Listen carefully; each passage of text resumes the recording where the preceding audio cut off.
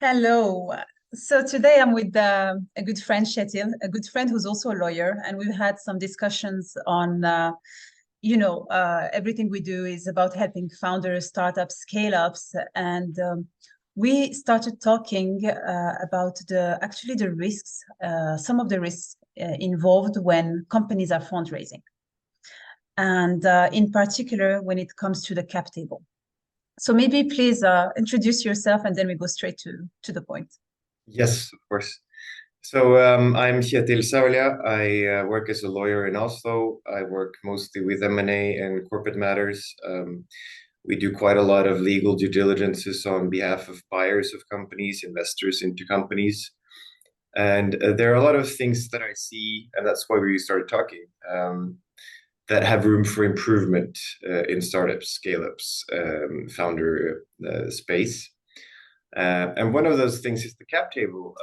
And the reason why it's important to have a consciousness around the cap table is that when I go in on behalf of the investor and the buyer, one of the things I start with is the cap table. I need, on behalf of my client, to understand the capital history, what instruments have been issued, what rights are there for shares to be issued, are there loans, are there warrants, are there options, have someone promised anyone shares in any other way? Mhm. And usually they have. And usually there's a good mix of all of those things. And usually it's a big headache.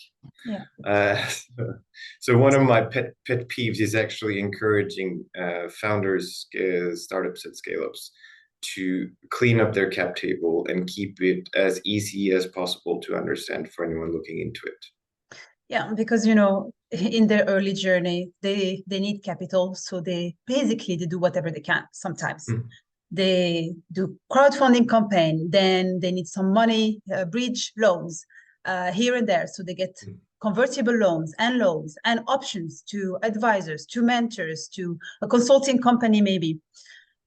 And what is what they look like what looks like a necessity, obviously, at a certain point in time, later can become a problem when they actually want to exit and mm. sell or get a bigger investor, a VC.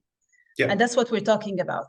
yeah. So and to bring awareness to this topic, in particular, I have this case in many of my companies that I invested in, where I see they have given convertible loans over time at Mm, different valuations to mm. different people On different templates. on different templates. And even if it's the same template, it's still a lot of convertible loans in the meantime. So this is a very concrete case. I have this company that is regularly in dialogue with bigger companies to acquire them. They have a good product, they have clients. Each time they start the dialogue and do the due diligence, the bigger company decides to leave the relationship, leave the dialogue. Mm, And the reason why is that they they start to do their due diligence, and they see how originally they thought maybe it's the founder and the co-founders on the cap table. And when they start to look at who actually is involved in this business, it's mm. becoming an admin mess. And they Yeah. don't want to be, it's as simple as this. They can't be bothered. Like if Mm, this company has has been silent on the fact that there is all this admin to do, and mm. even if they have mentioned it, it means that they have been struggling as well. So it's a lot of red flags at different levels in terms of Yeah. management, not converting, not taking seriously the money they get, not Yeah. converting it into shares, and so on and so on.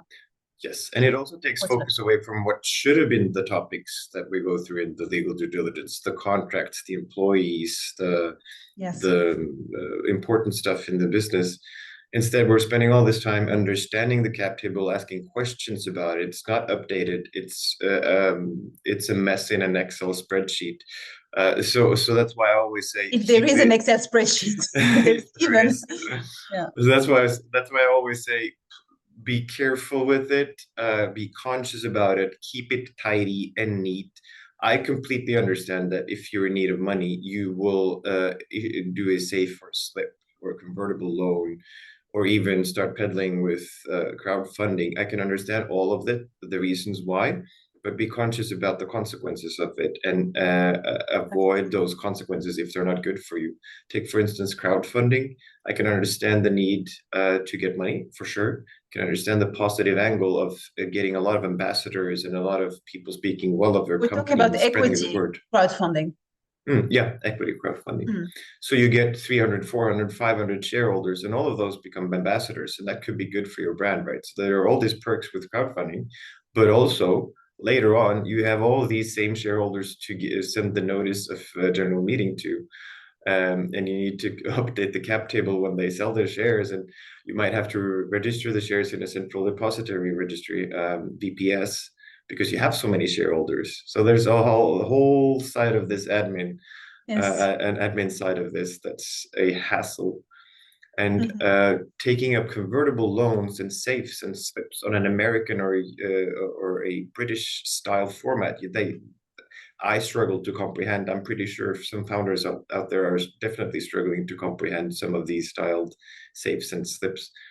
It's not only difficult to manage an admin because you have different valuations over time, and maybe some terms and key conditions have changed as you enter into different agreements over the course of a few years, but it's also added debt to your balance sheet, which is very important to be aware of. So if you go to a bank and you ask for a loan, or you go to an investor, they will look at your debt equity ratio, and this is debt. Mm-hmm. Mm-hmm. And sometimes it's not even mentioned to new investors. Mm. They, yes, I have seen that they raise money from investors. They don't mention all the loans they have. Yeah, which is bad, especially Which since is these loans can be converted to shares, so that the new investors will be automatically diluted. exactly. And when they go through the due diligence, if they do it properly, if they have somebody like you on their side, going through the paperwork and asking the tough questions, then Mm. they will remove themselves from the potential deal. Mm-hmm. Yeah, and like you mentioned, with crowdfunding, there are a lot of benefits, but also one of the downside is that you do have a lot of shareholders, small ones, who feel they have the right to get reporting and know what's going on.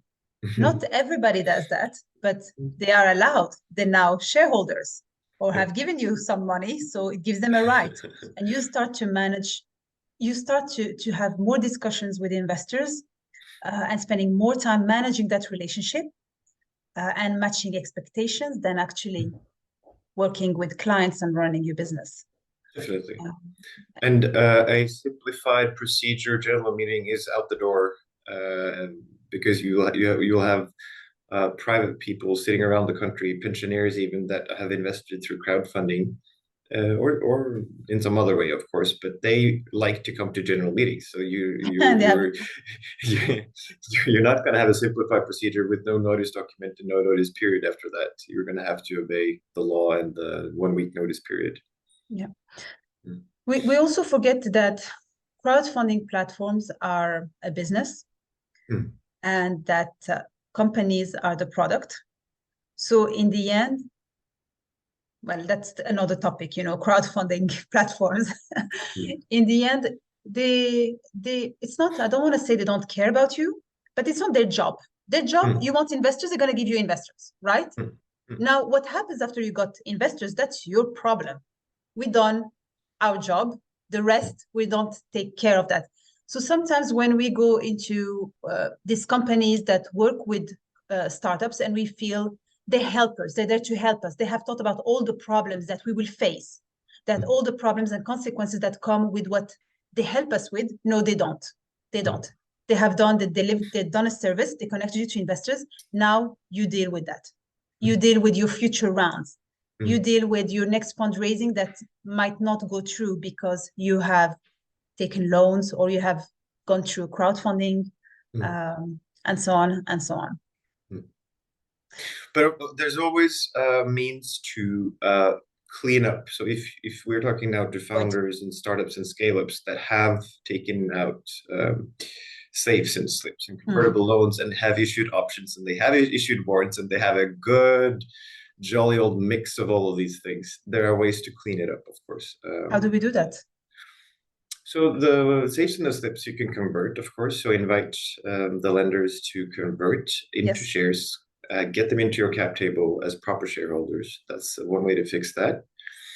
The warrants and the options can be converted, of course. The options are sometimes there to incentivize and motivate employees, and they're meant to vest over a period of time, so that's fine. You can keep those in.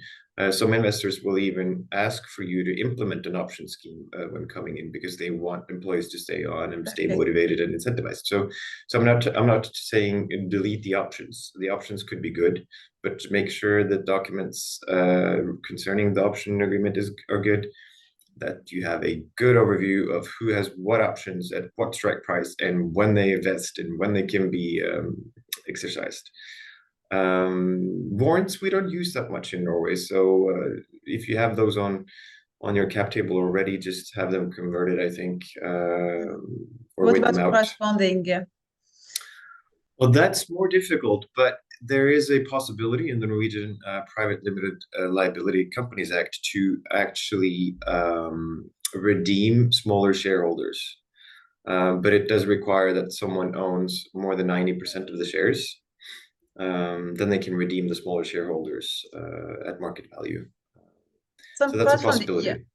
And abroad, have you any input for when it comes to legislation abroad? No, not really. In the EU, the legislation usually resembles the Norwegian legislation, at least in Denmark, Sweden, and Finland, and Iceland, I suppose.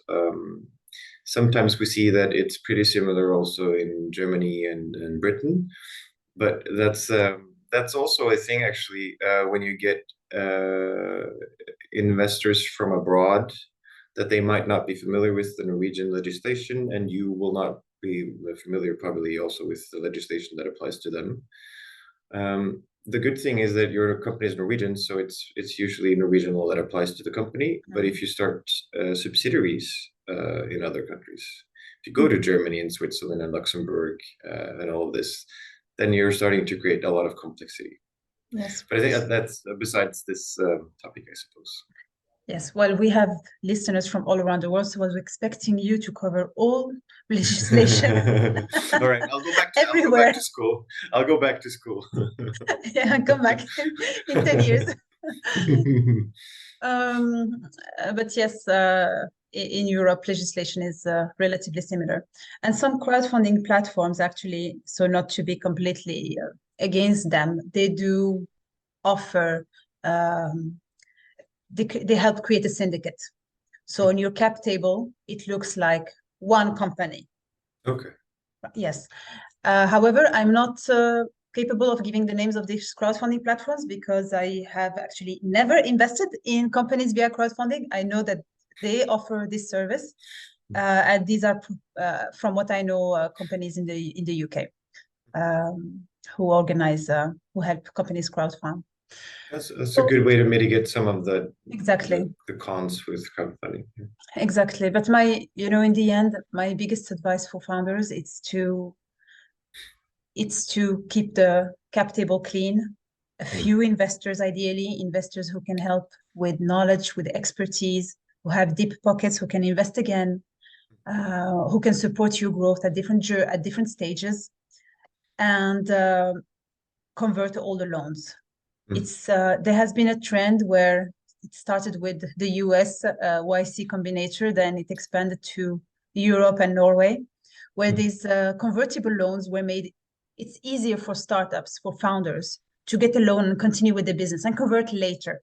So we avoid the admin that is around that. But it creates a mess, an admin mess later. We're just postponing the risk. And we're actually creating a big mess later on. Yes. Yeah. So the little discomfort, exactly, the discomfort they want to avoid today is going to be 10x later because they've been taking loans here and there. It's a snowball of mess, definitely. Exactly. So and there are a lot of investors out like I'm in touch with investors regularly on a weekly basis. I have myself invested in many companies. As soon as we hear convertible loan, we're like, we take a step back. We're like, I want to be on the cap table. It's clean.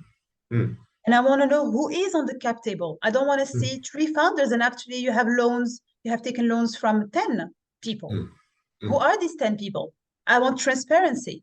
And this is why when I mentioned the company I invested in, this is why all the discussions they have with the bigger players that were interested in acquiring them because of the clients, because of the product, beautiful product, well, they're not interested anymore when it becomes a mess to manage. And also a cost to hire you, for example, to do the due diligence. And then you go into like this rabbit hole where you don't know what you're going to meet. You don't know what you're going to end up with. Exactly. Yes. Thank you for today, for this insight. Any last advice based on your experience? No, I think just be ready for your company to be so well performing that someone will look into your books and your documents. That's my biggest tip. Don't sit the night before I get into your data room and prepare documents and overviews of the shareholders register. Keep up with all of the paperwork. Keep it nicely and tidy, and avoid lots of instruments in your cap table. Just if you need to have some capital come in that isn't equity and shares, just try to keep it at one kind of instruments. I think that's my biggest tip. Use the same template. Understand what it says. And understand everything you read. Yes. Everything you read. Exactly. And you made a very good point. Build like we call it an investor room or a data room or due diligence room from the beginning. And from the beginning, it can be, the pitch deck, then maybe financial projection, even if that's an evolving document. It's the shareholders agreement. It's contract with the employees, and so on. Anything legal, any valid document, start putting it in one place. It's a Google Drive, doesn't need to be, sophisticated data room, even if we call it data room. It's a Google Drive with all the documents. You give access to that data room to investors or lawyers when needed.